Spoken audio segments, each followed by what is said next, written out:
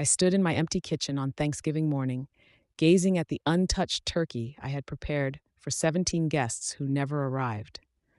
In that moment, I realized that a decade of yearning for affection from my own children had irreparably broken something within me.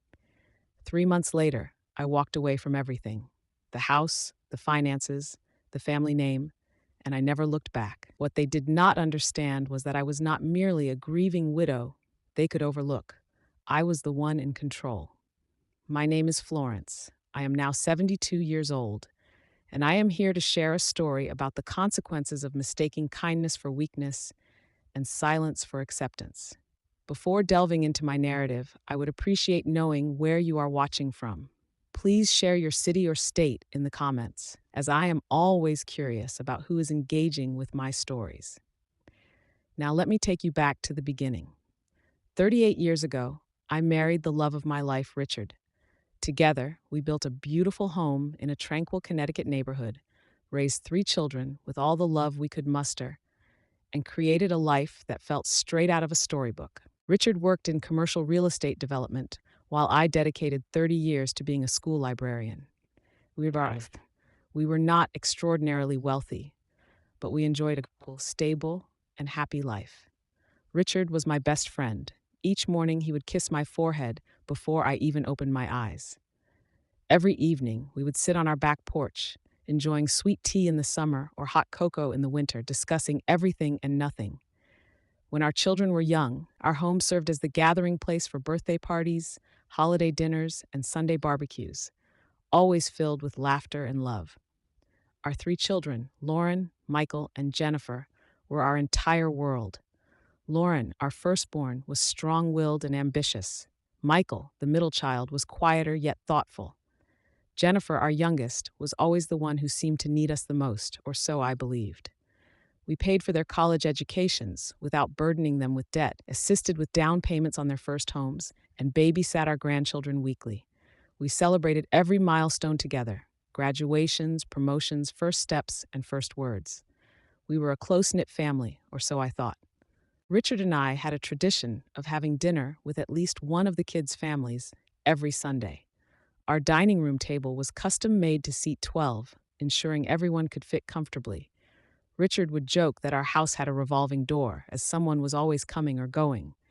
I cherished the chaos, the noise, and the feeling of being needed. Then came March 14th, 12 years ago, the day that changed everything. Richard had been feeling unwell for weeks, experiencing fatigue and some chest discomfort he dismissed as indigestion.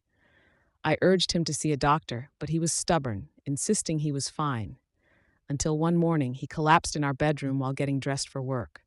The paramedics worked on him for 40 minutes, but my Richard was gone, a massive heart attack at the age of 68. The funeral was beautifully tragic, attended by all 3 of our children and their families, with over 300 people in the church. Everyone spoke fondly of Richard, praising him as a good man, a devoted husband and father.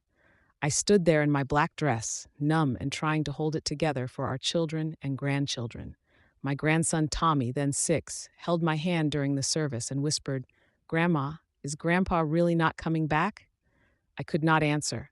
I simply squeezed his hand tighter, fighting back tears. After the service, our home was filled with people, food, and shared memories. I moved through it all as if underwater, hearing voices without truly processing the words. My children managed the logistics. Michael greeted guests, Lauren organized the food, and Jennifer ensured everyone was taken care of. I was grateful for their assistance, as I felt like I was barely functioning.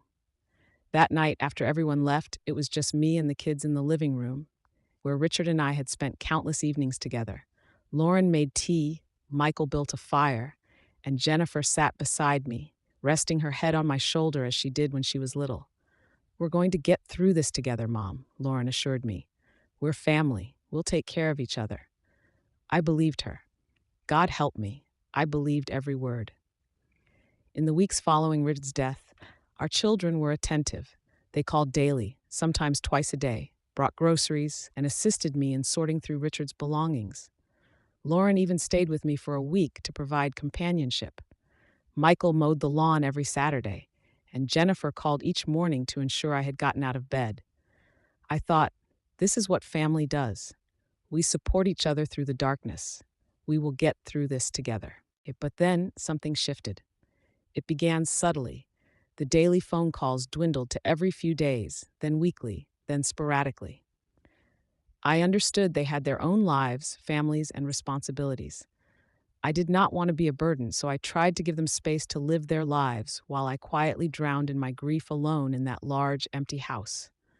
That first Thanksgiving without Richard, I assumed I would spend it with one of the children, as we always had. We had rotated holidays for years, but we always spent them together. 2 weeks before Thanksgiving, Lauren called. "Mom, we're doing something small this year, just Brad's family. You understand, right? It's been a difficult time for everyone." A pang of disappointment struck me, but I suppressed it. "Of course, sweetheart. I understand." I called Michael, who was spending Thanksgiving with his wife's family upstate. "Sorry, Mom. Maybe Christmas." Jennifer planned to go to her in-laws in Boston. Thus, I spent that first Thanksgiving without Richard completely alone. I prepared a small dinner, set one place at the table, and tried not to look at the empty chair across from me where Richard should have been sitting. I reassured myself that it was just one holiday, and that things would eventually return to normal. As Christmas approached, I reached out early, offering to host as I always had, to cook the prime rib that Richard and I used to prepare together, to set up the tree, and to make the house festive like old times. But Lauren said they were celebrating Christmas morning with Brad's parents. Michael was taking his family to Disney World, and Jennifer mentioned she would try to stop by for a quick visit on Christmas Eve, but she never showed. On Christmas morning, I sat in my living room, surrounded by wrapped presents for my children and grandchildren, none of whom came to collect them. The lights on the tree blinked in the silence. That was when I began to realize this was not a temporary situation. In year 2, I tried again. I called well in advance, offered to travel to them, suggested a small dinner at a restaurant if hosting was too much. There was always a reason, always an excuse. They were busy. Plans changed. Perhaps next time. I recall Michael's birthday that year. I drove 2 hours to his house with a homemade chocolate cake, his favorite, which I had been making since he was 5 years old. I had called ahead to ensure he would be home. When I arrived, the house was filled with cars. Through the window, I saw balloons, laughter, and my grandchildren running around. I knocked, excited to surprise him, but when Michael answered, his expression fell. "Mom, what are you doing here?" "It's your birthday, sweetheart. I brought your cake." He glanced nervously back into the house. "Mom, this is really just a small thing with Sarah's family. It's not a good time." I stood on his doorstep holding the cake I had spent all morning baking, and he did not even invite me in. I left the cake on his porch and drove home, crying so hard I had to pull over twice. By year 3, I was no longer invited to my grandchildren's birthday parties. I learned about them later through Facebook photos, seeing my entire family, my children, their spouses, my 8 grandchildren, celebrating without me. I attempted to discuss it with Lauren once, driving to her house unannounced, desperate for connection. She answered the door in workout attire, clearly about to leave for the gym. "Mom, what's wrong? Did something happen?" "I just wanted to talk. Can I come in for a minute?" She hesitated, checking her watch. "I have a class in 30 minutes. Can it wait, or can we talk on the phone later?" "Lauren, I never see you anymore. I don't understand what happened. Did I do something wrong?" Her defensiveness was immediate. "Mom, you're being dramatic. We're all just so busy. You know how it is with kids and work. We'll make time soon, I promise. You said that 6 months ago and 6 months before that." "Well, maybe if you weren't so negative all the time, we'd want to visit more. You're always making us feel guilty." That cut deeply. I was not trying to make anyone feel guilty. I was simply trying to exist in my children's lives. Yet I apologized anyway, even for wanting to see my own daughter. But soon never came. I continued trying. God help me. I kept trying. Every holiday, every birthday, every special occasion, I cooked, I called, I waited, and I prepared full holiday meals, hoping someone would surprise me with a visit. I sat by the phone on Sunday afternoons, thinking maybe this would be the week one of them would call just to chat. In year 4, I broke my wrist, slipping on ice in my driveway. I called Lauren from the emergency room. She said she would try to come by later to check on me. She never did. I managed alone, grocery shopping one-handed, struggling to button my shirts, sleeping sitting up because I could not get comfortable. Not one of my children came to help their 70-year-old mother with a broken wrist.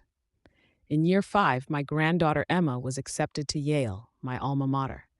I found out through Facebook. I sent her a card with a check for $500 and a heartfelt letter about my own time at Yale, offering to share stories and advice. She sent a text, "Thanks, Grandma."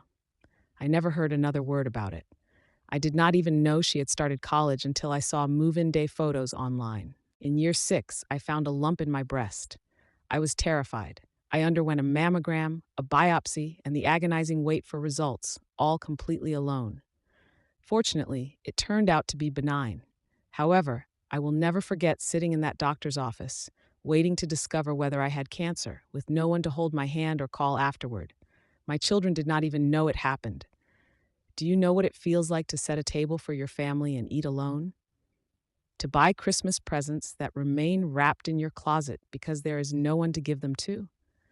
To hear about your own granddaughter's high school graduation through a neighbor who saw it announced in the local paper? I began conversing with Richard's photograph, sharing details about my day, seeking his advice, and apologizing for my inability to keep our family together.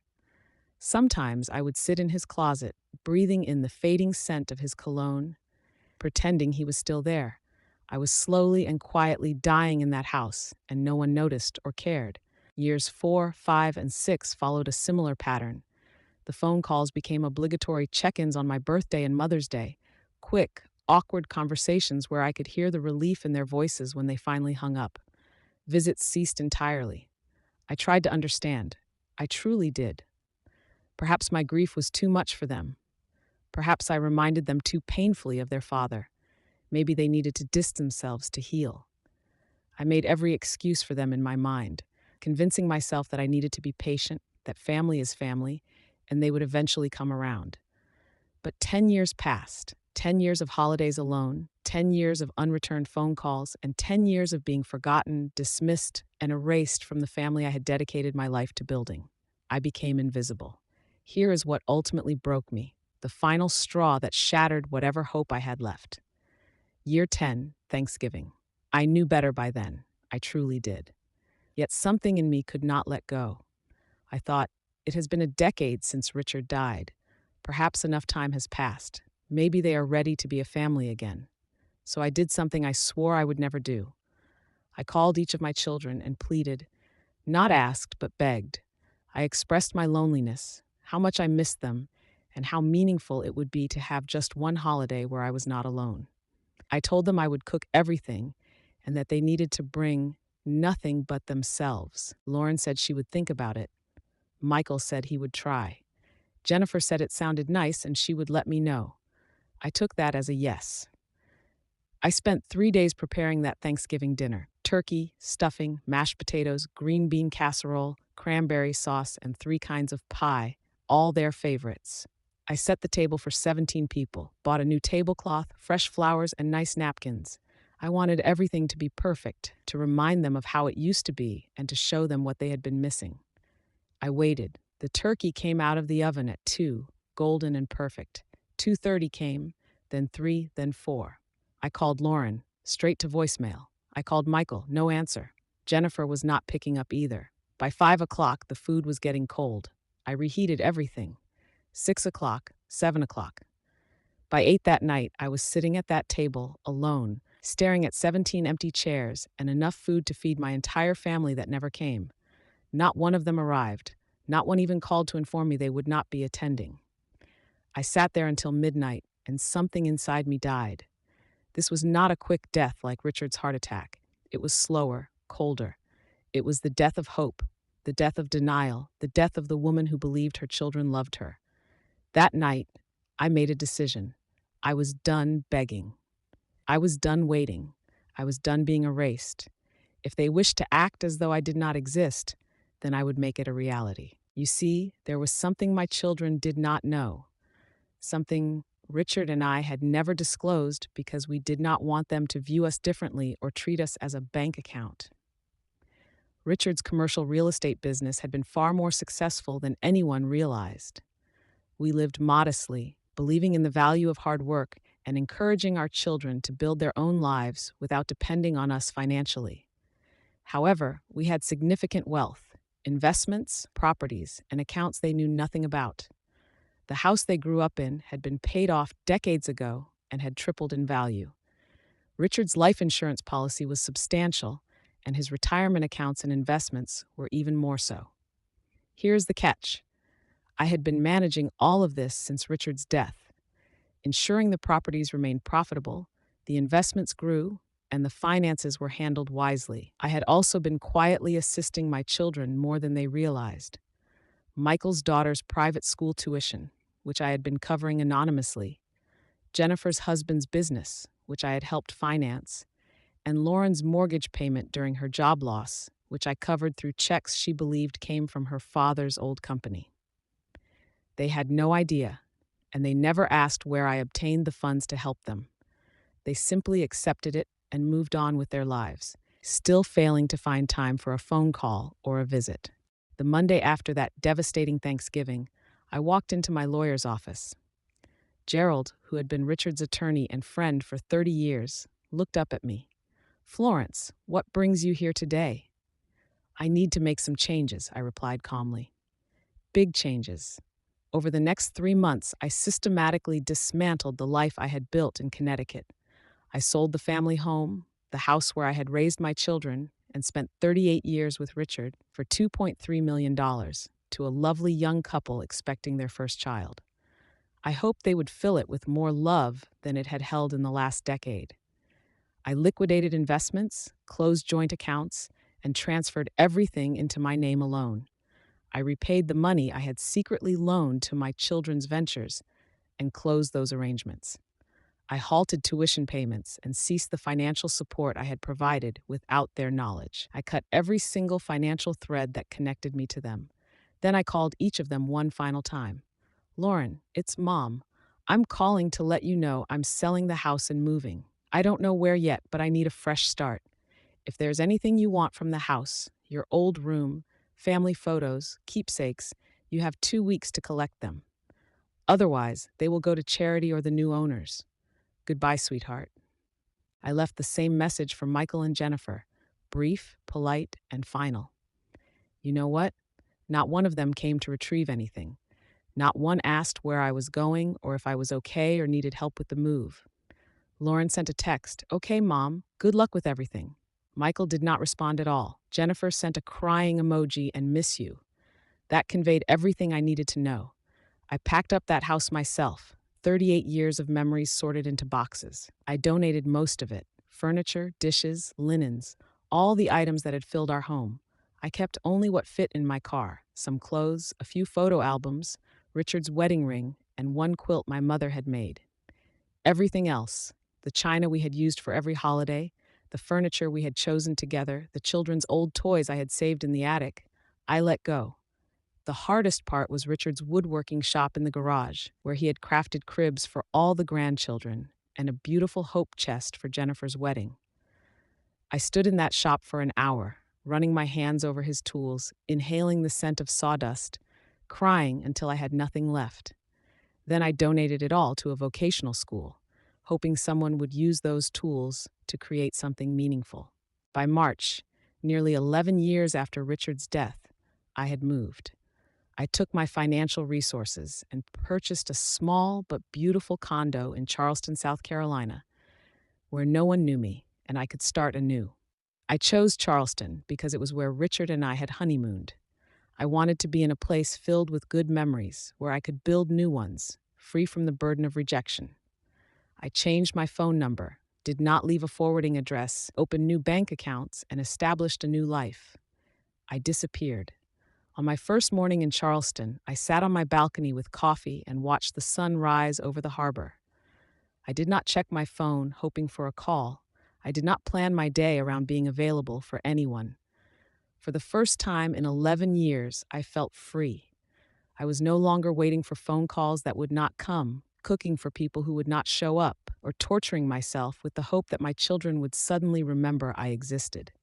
I made new friends, joined a book club, volunteered at a local animal shelter, and discovered a newfound love for painting through an art class.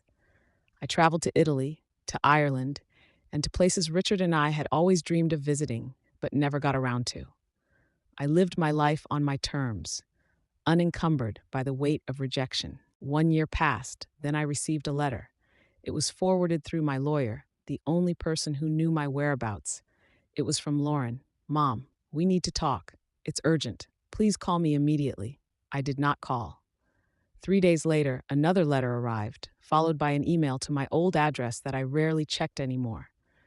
Then Gerald called. Florence, your daughter has been trying to reach me. She seems quite distressed. She is inquiring about Richard's estate, your assets, and the house sale. What does she want, Gerald? I believe they have discovered the extent of your late husband's wealth and are realizing that you have moved on without them. Over the following weeks, I learned through Gerald that my children had convened and decided it was time to consider my finances and ensure I was taken care of in my old age. Translation: they had decided to ascertain what they stood to inherit. They had gone to the old house only to find a new family living there. They had attempted to access accounts with my old bank, only to discover everything had been closed or transferred.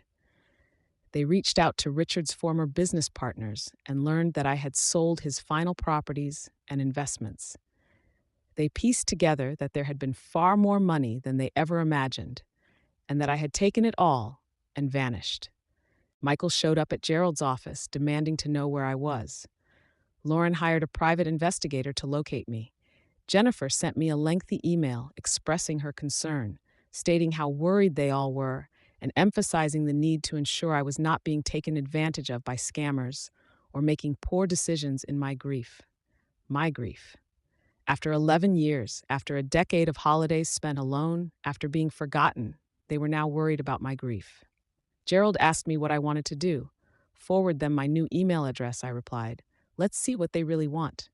The emails poured in. All three of them suddenly appeared so concerned, so loving, and so eager to reconnect.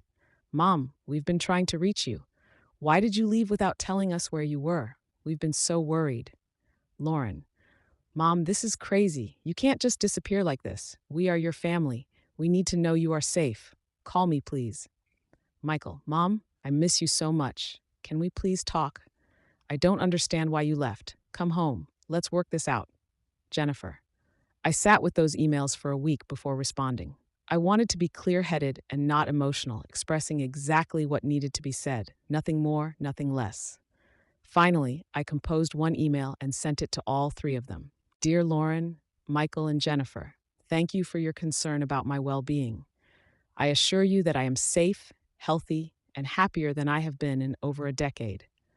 I left Connecticut and chose not to share my whereabouts because I needed to start a life where I was not waiting for children who clearly had no time for their mother.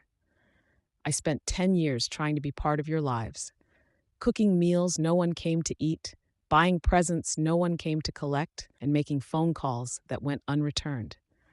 I watched my grandchildren grow up through Facebook photos because I was not invited to be there in person. After your father died, I needed you, and you were not there. For 11 years, I grieved alone while you continued with your lives. I understand that you were hurting too, that you had your own grief and responsibilities. But you had each other. You had your spouses, your children, your siblings. I had no one. So yes, I sold the house. Yes, I took the money, my money that your father and I earned and saved together. Yes, I started over somewhere new, where I am not defined by being the mother you forgot about. I noticed that you only reached out when you discovered there was money involved. For 10 years, you could not find time for a holiday dinner or a phone call. But once you learned about your father's estate, suddenly you are desperate to find me. That tells me everything I need to know about what I meant to you. I have built a new life. I have friends who genuinely want to spend time with me. I have activities that bring me joy. I have a future I'm excited about, instead of a past I am mourning. I am not waiting anymore, not for phone calls, not for visits, not for the family I thought I had. You are adults with your own families, and I wish you happiness and success. But I am done being an afterthought in your lives while you were everything in mine. If you truly wish to rebuild a relationship with me, not because of money, obligation, or guilt, but because you genuinely want your mother in your life, then we can discuss that. However, it will be on my terms, in my time, and only if you are willing to acknowledge the hurt you have caused and show up consistently, not just when it's convenient. The money you are clearly concerned about is mine. I will spend it, donate it, or leave it to whomever I choose. Your father and I supported you throughout your lives without expecting anything in return except love and respect. We paid for your educations, assisted with your homes, and supported your families. We did that because we loved you, not to create an obligation. But love and money are not the same, and you cannot inherit a relationship you never maintained. I am at peace with my decision. I hope that someday you will understand why I made it. With love, despite everything, Mom. I pressed send, feeling a weight lift that I had not even realized I was carrying. The responses came swiftly. Lauren was angry. How dare I accuse them of only caring about money? Michael was defensive. They had been busy. They had been dealing with their own issues. I was being unfair and dramatic. Jennifer was manipulative. She could not believe I had abandoned my own grandchildren like this. Did I not want to know them? But here is what none of them said. You are right. We are sorry. We should have been there. Gerald handled all the legal inquiries. They had no claim to Richard's estate. It had all been left to me as his wife, and I had every right to manage it as I saw fit. They hired a lawyer who sent threatening letters regarding elder financial abuse and undue influence. However, those claims quickly fell apart when Gerald provided documentation demonstrating that I was of sound mind, managing my affairs competently, and had been handling all finances since Richard's death. The truth was, they could not claim I was being taken advantage of when I had made sound financial decisions for over a decade. The money was not gone. It simply was no longer accessible to them. After 6 months of legal posturing and angry emails, things finally quieted down. I learned through Gerald that they had given up trying to locate me or contest anything. They had moved on. They likely convinced themselves that I was the villain in this narrative, a bitter old woman who had cut them off unfairly. And you know what? I was okay with that. Let them tell themselves whatever story they needed to believe. I knew the truth. I am now 72 years old. It has been 18 months since I left Connecticut, and I have not regretted it once, not a single moment. I wake up in my sunny condo overlooking the harbor, enjoy coffee on my balcony, and spend my days however I choose. I share meals with friends who actually show up. I babysit for my neighbor's grandchildren because she works late and trusts me, something my own children never allowed me to do with my grandchildren. I have donated a significant portion of Richard's estate to causes we both believed in: literacy programs, children's hospitals, and scholarships for first-generation college students. The house where I raised my children, the proceeds from that sale went to build a community center in a low-income neighborhood, something Richard would have loved. I set up trust funds for my grandchildren's education to be accessed when they turn 25, not for my children to manage or control, but directly for those kids. Whatever mistakes their parents made, those children deserve opportunities. The money comes with a letter from me explaining why they did not know me growing up, sharing my side of the story so they can make their own decisions about the kind of family they want to be. The remainder, I am spending it on me, on travel, experiences, and living the life Richard and I dreamed of but never had the chance to share. I am creating the kind of retirement where I am not dependent on children who have proven they cannot depend on me. Last month, on what would have been Richard's 80th birthday, I received one final email. This one was from Jennifer. Mom, I have been in therapy. My therapist has helped me understand things I did not want to see before. I was wrong. We were wrong. I do not know if you will ever forgive us, but I need you to know that I finally understand the hurt we caused you. If you are willing, I would like to try to slowly rebuild our relationship on your terms. I sat with that email for a long time. Part of me wanted to delete it to protect myself from further disappointment. Part of me wondered if this was genuine or just another manipulation. But a small part of me, the part that will always be a mother, no matter how much I have been hurt, wanted to believe that perhaps, just perhaps, one of my children had finally matured enough to recognize their actions. I have not responded yet. Maybe I will. Maybe I won't. The important thing is that I get to decide. I am no longer desperate. I am not waiting anymore. I am not begging anymore. I have reclaimed my life, my finances, my dignity, and my future. If they wish to be a part of it now, they will have to earn it just like anyone else through genuine care, consistent effort, and respect. That is my story. A decade of invisibility followed by the choice to disappear on my own terms. And you know what? Sometimes the best form of justice is simply refusing to remain in a place where you are not valued. I am Florence. I am 72 years old, and for the first time in 11 years, I am finally free. Please subscribe to my channel.